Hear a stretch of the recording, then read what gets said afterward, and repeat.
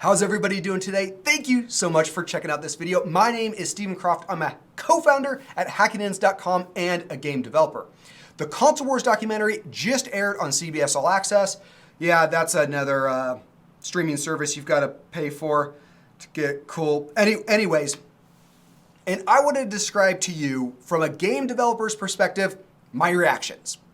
My straight up first off thought was the Console Wars are dead. How is this applicable to real life? Yeah, it's a historical documentary. Yeah, it's interesting, but most forms of media, you can take themes and ideas that were visited and talked about and apply it to the right nows, the right now times. And people say there's still a console war going on and this documentary is never more relevant than right now. That's a lie. They're just straight up don't know what they're talking about. That is not true. There is no longer a console war. The console wars are dead. In the documentary, there are two upstart companies. Nintendo trying to reinvent video games and video game consoles, the home console for a new market, trying to bring it back from the dead. And Sega trying to grab some of that market share once Nintendo has done the heavy lifting. Now, if we squint our eyes, we can kind of apply that to other forms of media, but we cannot apply that to modern day video game environments. Let's take the first point. Kids do one thing. They play video games. In the 80s, they either played Nintendo or Sega. That's not true anymore. Kids do more things than play video games and play outside. Every kid has access to the internet. They're watching YouTube, they're watching Netflix, they're doing other forms of media and entertainment consumption other than just video games. Yeah, for a lot of kids, including the audiences that I speak to, video games are their main media and entertainment consumption medium. There's also, in the documentary, two players. You got Nintendo, you got Sega. That's it. Not true in today's market anymore. You've got PlayStation, you've got Xbox, you've got Nintendo Switch, you've got PC, you've got smartphones.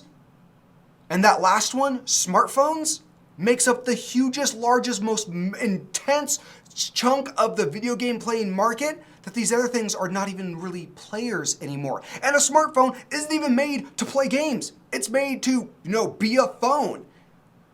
So let's break down the numbers. There are 112 million PlayStation 4s on the market right now. That's how many have been sold. There's about 50 million Xbox Ones.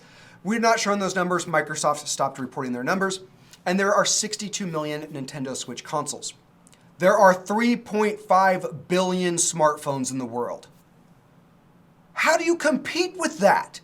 Everybody's got a smartphone. Not everybody owns a Nintendo Switch or an Xbox or a PlayStation or even a combination of any of them. 3.5 billion compared to 230 something million. That's not even a contest. If you're making a game now, put it on mobile. There's a huge market. As a game developer, which platform am I going to build a game for? Well, at HackingEns, we teach students to build both. We teach them how to build console level games and mobile games.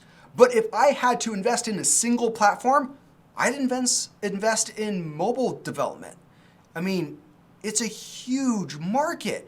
Now, granted, the consoles are made to do a single thing and they do it really well. The smartphones aren't able to do that. So if you've got an idea in your head and you want to get it out and you want to do it in the best way possible, you're going to build it for PC or console. But if you're thinking on a business perspective, just make it for mobile. Yeah, you might not make as much money early on, but there's so many more people that are playing and have the ability to actually access your game. It's a no-brainer. The other thing that the Console Wars documentary points out is that Nintendo and Sega are smaller, pull yourself up by your bootstraps, scrappy companies. Microsoft, which owns the Xbox franchise, is a $1 trillion company. They could bury Sony simply by just making their console free for an entire year. They would lose an insignificant amount of money and everybody would just go get an Xbox and Sony would be out of the game. Little Jimmy, what do you want for your birthday?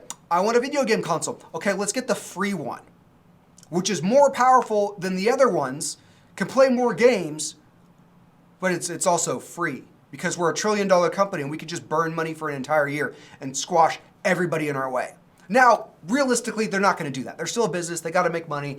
Xbox is a brand they own that has to return on their investment. There's also the price. Most kids don't have $600 to burn. Now, when the consoles came out in 1980, they were expensive then too. But if you've got $600 to spend on little Jimmy for Christmas, you have to tell them, I can buy you a console or I can buy you a phone. What do you think they're going to choose? The phone! Of course they're going to pick the phone. All their friends have phones. You're going to also point them in the direction of you need a phone so you can get contact with them and when they're done with school and when they're out in the world. But that's a no-brainer. Of course they're going to go for this one because it's the ubiquitous piece of technology. That's why the console wars are over. Because when it comes down to I have $600 to spend on a single entertainment product, it's no longer a choice between Nintendo and Sega. It's now, well, they're going to buy a phone. So anyways, from a game developer's perspective, that's what I think of the Console Wars documentary. It was really good, really well put together documentary. I wasn't a huge fan of everything that they did, but I thought it was well done. And you should definitely check it out on CBS All Access. Also, if you want your kid to learn how to make games for the consoles or for the mobile game market, check out Hackitins.com, sign up for a free trial, and come check it out, see what we're all about. I'd love to have you. But anyways, like the video, comment down below if you think I'm wrong. Call me out. I will debate you in the comments. Bring it. And until next time, we'll see you later.